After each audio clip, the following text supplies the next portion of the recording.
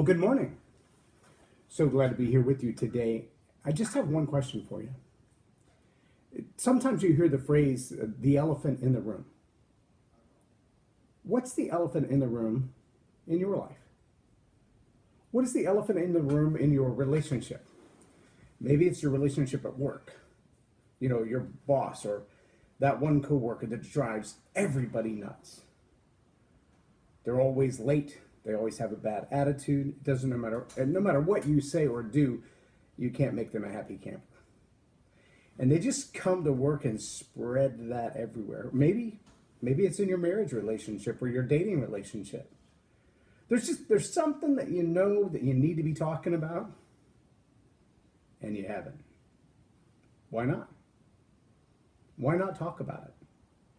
Why not just paint that invisible elephant in the room to a bright yellow so that nobody can miss the elephant in the room? And bring it up. Well, what's stopping you from doing that? Why is it that we allow ourselves to be cornered in conversations and there are certain taboo things we just don't talk about? Why is that? You know what I do find, whether we're talking about with our medical conditions, and I know HIPAA laws are a little bit different. They're things that a doctor can't talk about outside of work. There are even things that a doctor can't talk to a patient about if there's another doctor or another patient around, because those are private things. It's funny, though, that the HIPAA documentation makes documentation of things you're not supposed to talk about required. So we're going to record them for the insurance companies and the legal accountants to know, but we don't want anybody else to know that we're not talking about what we just wrote down. That's ironic to me, but I digress. How often, though, do we let little things fester in our relationships?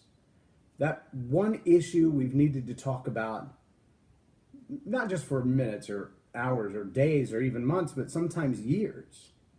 A decade of a bad relationship. I remember, it's been probably 7 or 8 years ago, I sat down for a consultation with a bride and her father. And one of the things that we do as MCs and public speakers is we sometimes will do weddings, and we have video equipment as well because we do a lot of television. And so I offered to video the wedding for them. And the father of the bride looked at me. He said, you know what, you just sit there for a second. And he sent his daughter to the other room, who came back with a VHS tape, still wrapped in the cellophane. It had never been opened. And he said, do you know how much I paid for that wedding video and it's never been watched? And I said, okay. I mean, point taken, what else am I going to say? So I asked for, instead of permission for him to pay me the regular fee to video, if I could just get some marketing footage with our video cameras that I would later use on our website. He said, sure, not a problem. Shoot whatever you want to. Just don't expect me to buy it. Okay. Well, about halfway through the wedding, I had the camera up on a monopod 8 feet above the crowd and shooting down into a circle where there were a couple people dancing. But you couldn't really see who was in the middle unless you fought your way through the crowd, because the entire wedding attendee crowd was gathered around these two people in the middle dancing. Well, most people would have suspected that was some serious break dancing going on, or maybe even the bride and groom cutting up with each other. It was just 80s music. It wasn't anything, spectacular. The only way anybody outside that circle could see what was going on inside that circle was through my camera lens. And so the father of the bride walks over. He stands right next to my shoulder and he looks up at the little LCD screen that allows you to see what the camera sees. And he looks at me for a moment, and then a tear wells up in his eye. And he said, how much is that videotape? And I said, oh, you don't have to buy it. This is just for my marketing stuff. He said, oh, I have to buy it. I said, why is that? He said, those two guys dancing are father and son. We didn't expect them both to come. We figured they would decide which one of them got to go to the wedding, and the other one wouldn't. They haven't spoken in decades. To see them both here is a miracle. To see them having a relationship together on the dance floor is unprecedented, and we have to have the video, because this is a moment of reconciliation. And I thought, wow, there's value in seeing that divide conquered, the elephant exposed, the conversation that should have happened over decades ago is happening now on the dance floor, and there may not be any words at all. It may be that no one had to say, I'm sorry. It was my fault. I screwed this up. It may have been that just being in the presence of each other, they realized how much they missed all this time. And I'm going to bet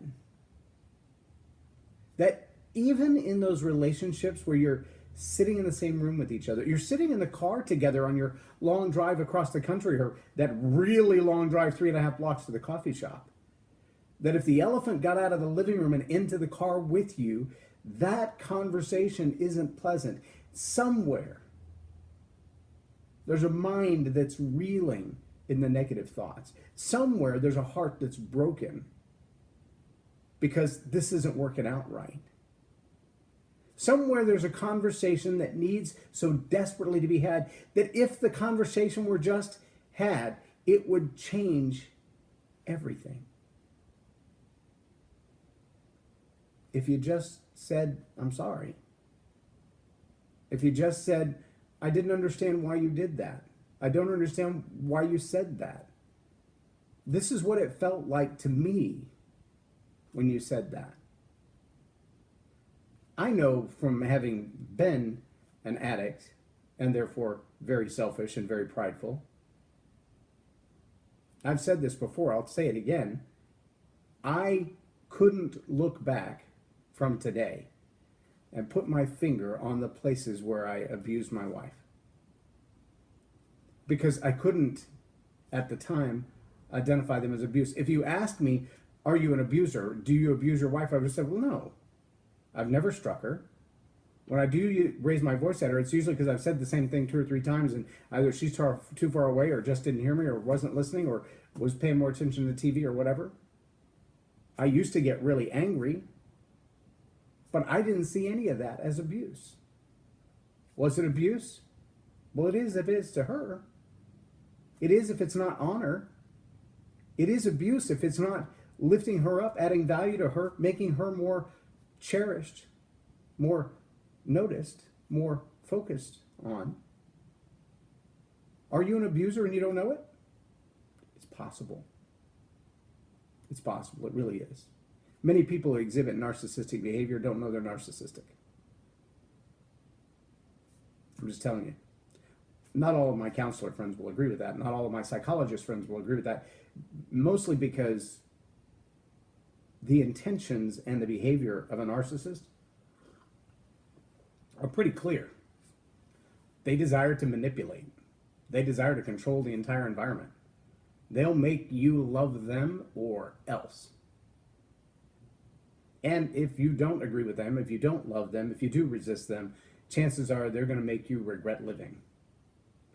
They'll destroy your own self-esteem. They'll destroy your own confidence. They'll destroy your own ability to love you or anybody around you. They'll even paint you into a corner so that everybody else sees you the way they intend for you to see you. I'm just telling you, I've been on both sides of that. But not every narcissist can look in the mirror and go, man, I'm a good narcissist. They just don't know it. Many people who abuse other people in relationships have been treated that way so long in their own life, or that's just become their way of getting through life happy and successful, that they don't see it as abuse. That manipulation, that control, that cajoling,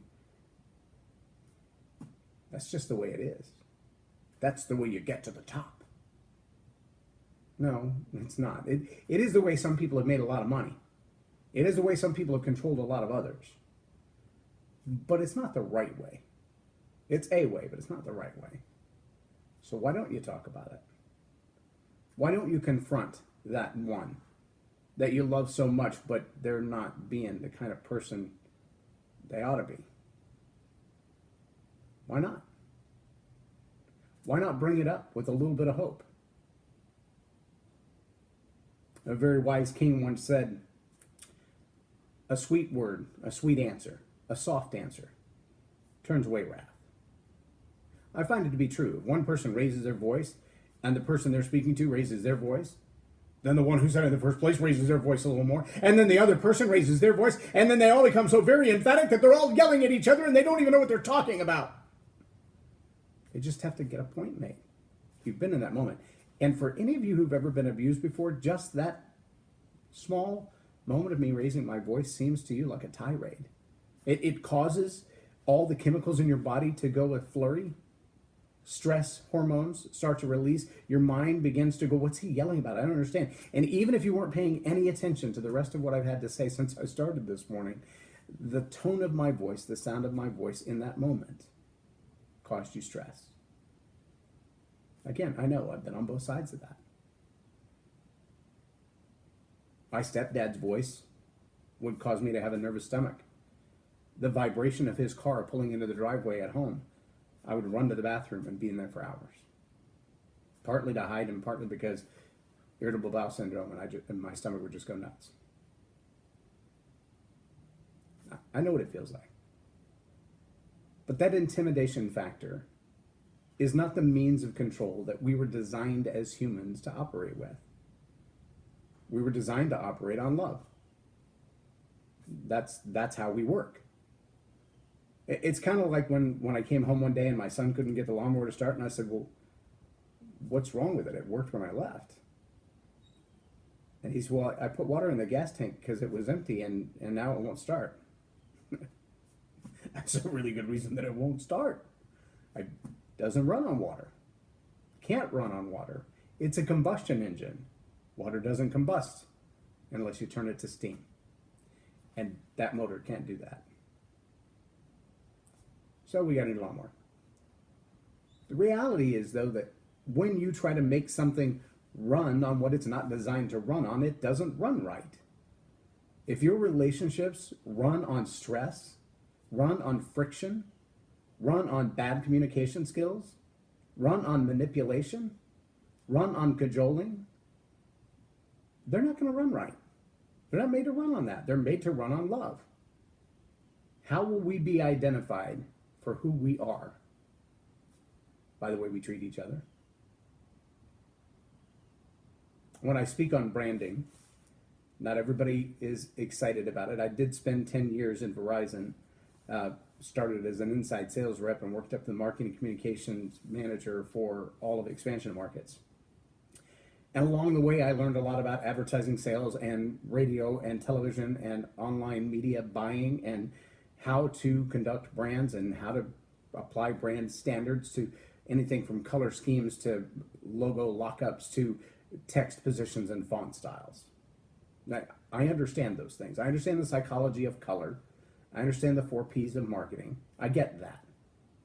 Here's what I know to be true, though. You can sum it all up like this. Your brand is what you're known for. Let me say that one other way. Your brand is what people say about you when you walk out of the room. Can you hear me now? Is more of a brand than the color of the logo.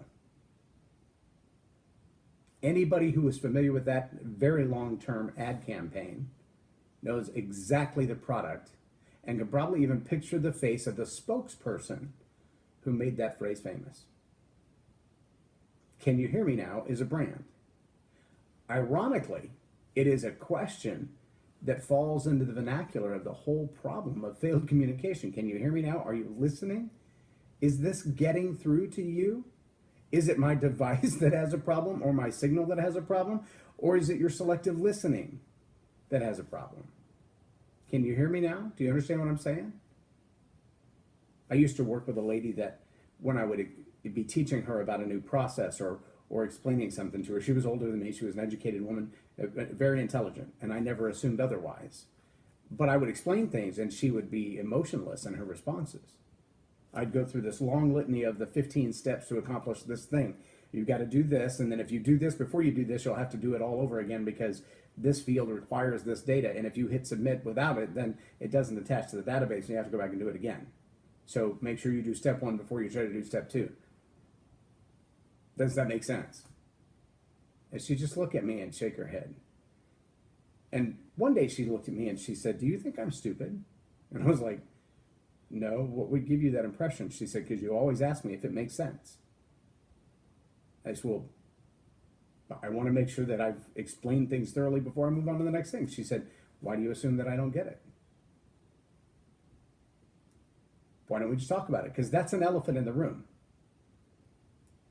You follow me so far? It's not a question of, I think you're stupid or you can't get it. It's a question of, are you just letting this roll in one ear and out the other, like water off a duck's back? Do you understand how important it is that you communicate clearly to the people around you? The ones that you're teaching and training, the ones that you're working with face to face in your daily job, your children, your spouse, your church members, your employee, your employers, your co-workers. When there are those things that need to be said and they're left unsaid, communication breaks down. Can you hear me now? Isn't always a question of technology. Sometimes it's a question of relevance. Do you speak in a way that the illustrations make any sense to people? There's a book that I read years ago called Talk Like Jesus. Lynn Scarborough was the author of that book. One of the things that she pointed out in there I thought was very clever. And it's not an unknown fact. I just hadn't heard it put the way she said it. When I teach people communication skills, I use a format called Learn to Roar. Be relevant, speak with ownership, have authority, and be responsible. That relevance I've learned from a lot of different formats. One of those was the Dale Carnegie course that I helped coach for 4 or 5 years. Another was from John Maxwell's Everyone Communicates, Few Connect. Another was from all the study that I did with Toastmasters when I competed in the World Championship. I listened to championship winning speeches from probably a dozen people or more, and I didn't just hear them, I studied them.